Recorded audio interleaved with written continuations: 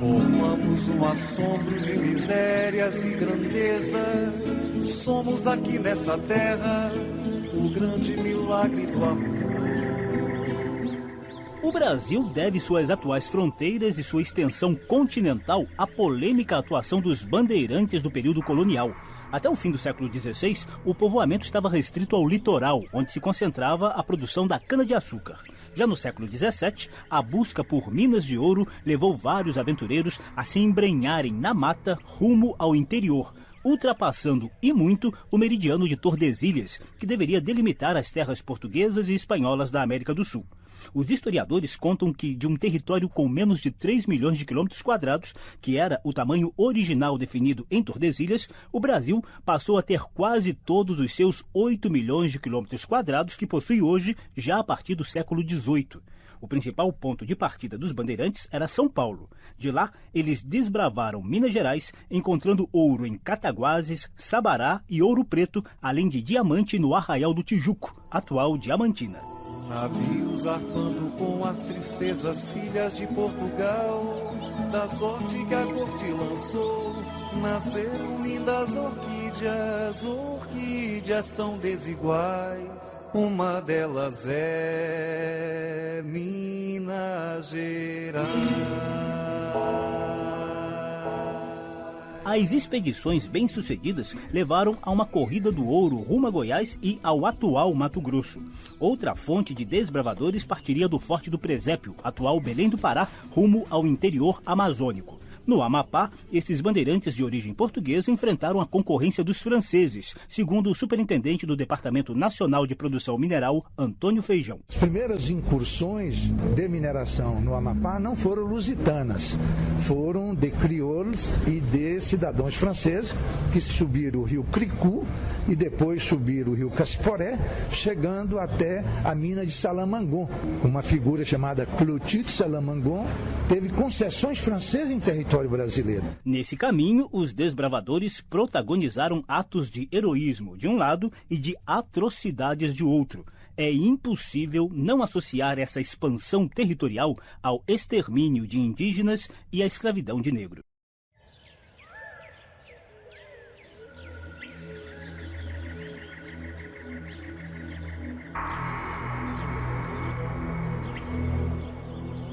Formamos um assombro de misérias e grandezas. Somos aqui nessa terra o grande milagre do amor. A descoberta de ouro no Brasil foi celebrada em Portugal como solução para a crise econômica da produção açucareira, mas na prática, boa parte da riqueza dourada tupiniquim foi parar nos cofres britânicos, como conta Eduardo Pini, do Instituto Jari Socioambiental e estudioso das questões garimpeiras. Na época da exploração mineral pela colônia portuguesa, isso daí sustentou o Brasil. O Brasil foi um dos maiores produtores de ouro nessa época. E esse ouro foi tudo para a Inglaterra e a Portugal. Na época, Portugal era dependente do poderio militar da Inglaterra. Mesmo assim, controlava a mineração com mãos de ferro. A intendência das minas era responsável pela direção das jazidas, fiscalização e cobrança do quinto, o imposto da época. Várias casas de fundição foram criadas para deixar o ouro em forma de barras e assim tentar conter o contrabando crescente. Mas o ouro do Brasil era de aluvião, encontrado nas margens dos rios, o que facilitava a extração e o rápido esgotamento das jazidas. Uma nova corrida surgiria nos anos 80 do século passado, rumo ao Pará, onde foi aberto o maior garimpo a céu aberto do mundo. De Serra Pelada, um verdadeiro formigueiro humano retirou oficialmente 30 toneladas de ouro em um ambiente caótico dos pontos de vista social e ambiental.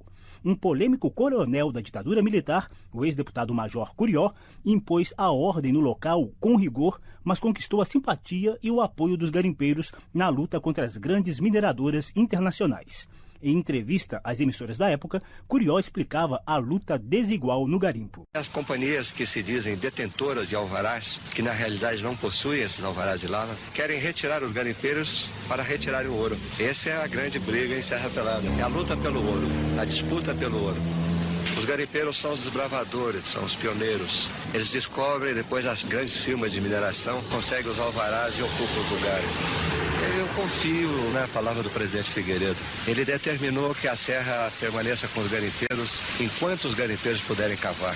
E eu farei tudo para que eles possam cavar por muitos anos, porque trabalho para 80 mil brasileiros, alimento para quase 1 milhão de brasileiros e o engrandecimento do Brasil. O estrago socioambiental de Serra Pelada foi imenso. Vários garimpeiros morreram na extração do ouro e uma cratera gigante abriu-se em meio ao bioma amazônico. A imagem do caos correu o mundo e durante o governo Fernando Collor, em 1992, o garimpo gigante foi fechado. Estima-se que lá ainda existam 350 toneladas de metais preciosos. Eis o desafio atual do Brasil: explorar de forma social e ambientalmente sustentável a imensa riqueza mineral já mapeada em seu subsolo, sem repetir os estragos do passado e eliminando os garimpos clandestinos. Não é fácil, mas o Parlamento e o governo federal já têm pelo menos propostas bem amadurecidas sobre o tema. A ideia central é aproveitar o potencial mineral do país de forma legal para gerar emprego e renda para os garimpeiros e demais trabalhadores da área. Quem sintetiza essa estratégia é o geólogo Cláudio Scliar, ex-secretário do Ministério de Minas e Energia e que teve papel relevante na elaboração do Plano Nacional de Mineração, em vigor até o ano 2030. A preocupação nossa com o novo marco regulatório é nós termos procedimentos legais que permitam facilitar a resolução de problemas nas instâncias próprias, de maneira que todo aquele que quiser investir na pesquisa e na extração de bens minerais, ele seja apoiado, ele tenha condições de ter acesso a essas áreas para melhor conseguir fazer a geração de renda e emprego, que é o grande objetivo do aproveitamento dos bens minerais. No caso do ouro, o momento é extremamente propício para essa exploração legal. Depois de enfrentar uma crise a partir de 2008, o metal voltou a se valorizar no mercado internacional. Com as tristezas filhas de Portugal, da sorte que a corte lançou, nasceram lindas orquídeas, orquídeas tão desiguais. Uma delas é Minas Gerais.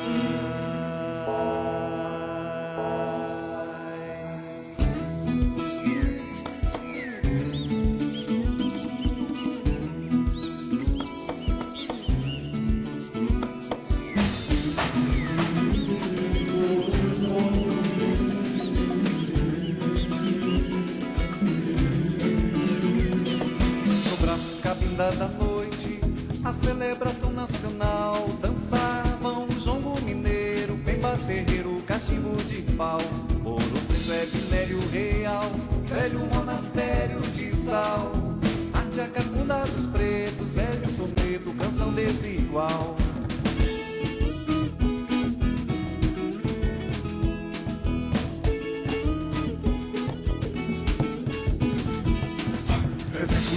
Sujeitos, carapinhas do Caparaó, Securi, Capupu, Cascalhos, é Petula, Liseta, tua aquela cidade, o mulato, Cafu, a serenidade, o menino, Jacu, a mão da memória que o fogo chamusca, se busca lembrança no meio dos bambus.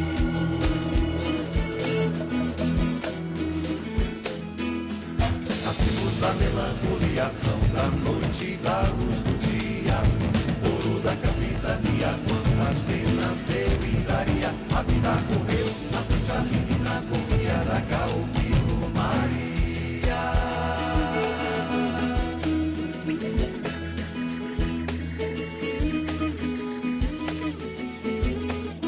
Cantou o violão nacional, Cupi já não dá nesse pau. Árvore tão desigual, salve o Brasil, nome de vegetal. Cantou o violão nacional, Cupi já não dá nesse pau. Árvore tão desigual, salve o Brasil, nome de vegetal. 350 sujeitos, carapinhas do Caparaó, Securi, Capupu, Cascalhos, Zé Petula, Liseta, tua aquela cidade, o mulato, Cafu, a serenidade, o menino, Jacu, a mão da memória que o fogo chamusca, se busca lembrança no meio dos bambus.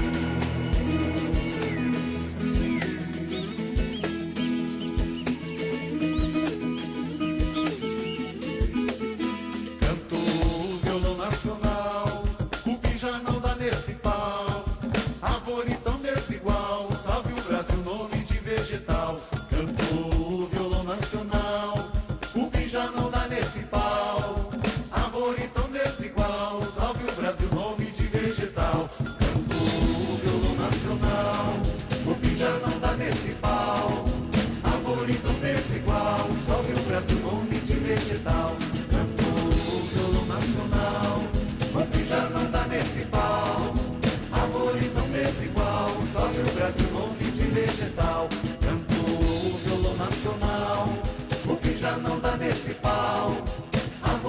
desigual, salve o Brasil, nome de vegetal. Cantou o violão nacional, o que já não dá nesse pau.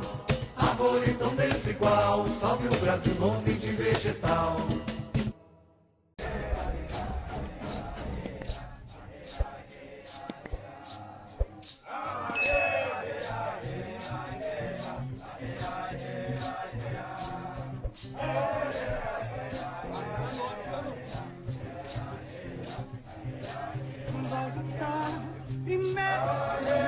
O crítico afrouxa em desespero, passa a voz.